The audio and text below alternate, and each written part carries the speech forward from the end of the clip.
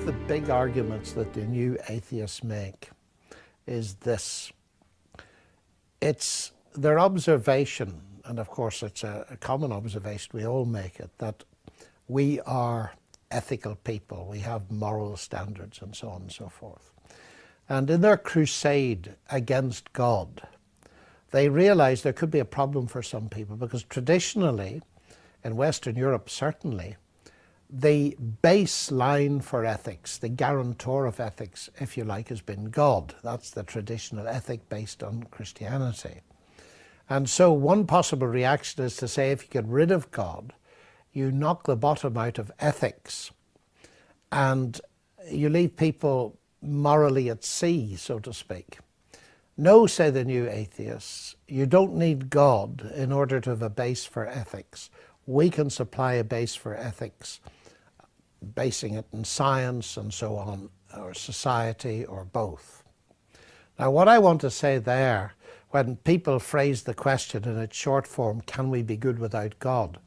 We need to be very careful what we mean by the question, because of course atheists can be good. From where I sit as a Christian, each human being is a moral being made in the image of God, so that whether they believe in God or not, they have a conscience, they are moral beings, and of course they have the capacity to demonstrate good behavior. So the issue is not, can atheists be good? Indeed, sometimes atheists show better patterns of behavior than religious people, professing religious people. So we leave that aside.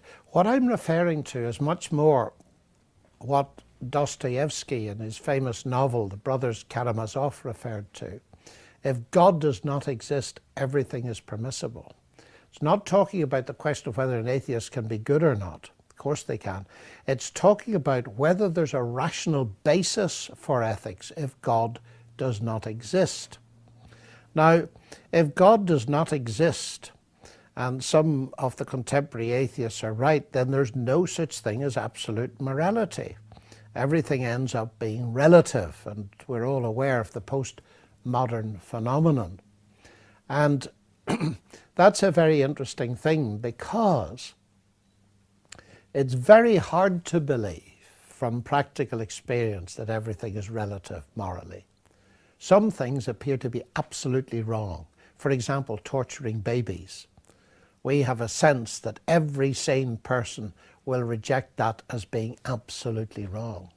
But the existence of such moral absolutes is highly significant. It was the famous Oxford philosopher J.L. Mackie that pointed out that there's a direct path from absolute morality to God.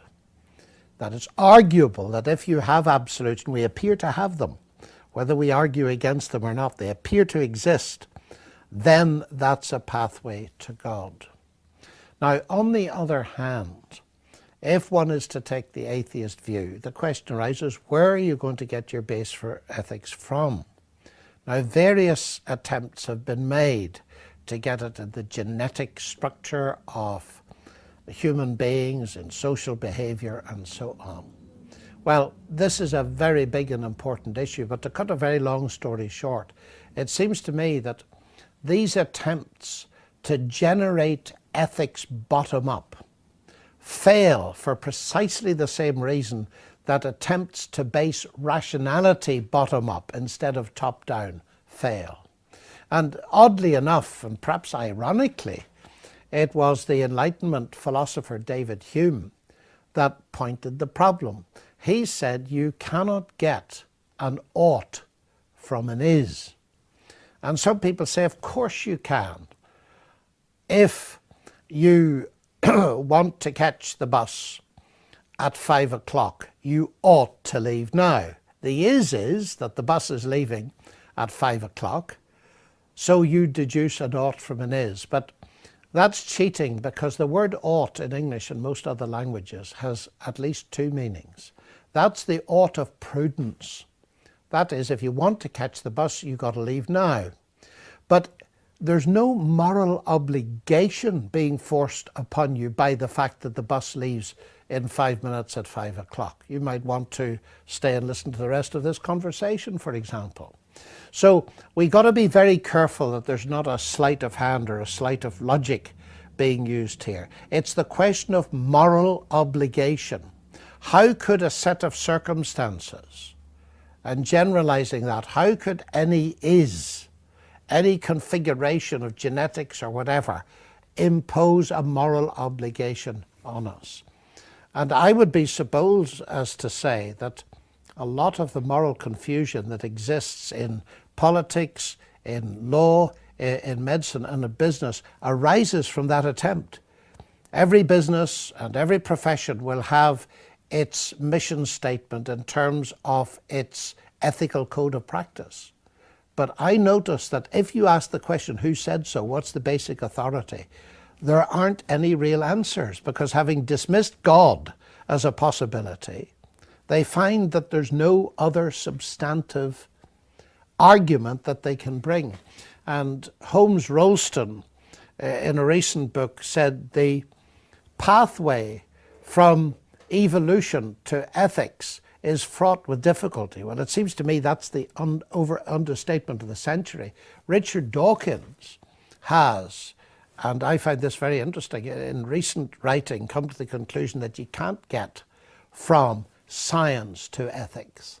And yet so many of the brightest minds in the world are trying to precisely do that, because they see that it's vastly important to give a base for ethics. I would want to argue that it is actually impossible. Ethics involves top-down causation and cannot be deduced simply from a bottom-up system of arguments.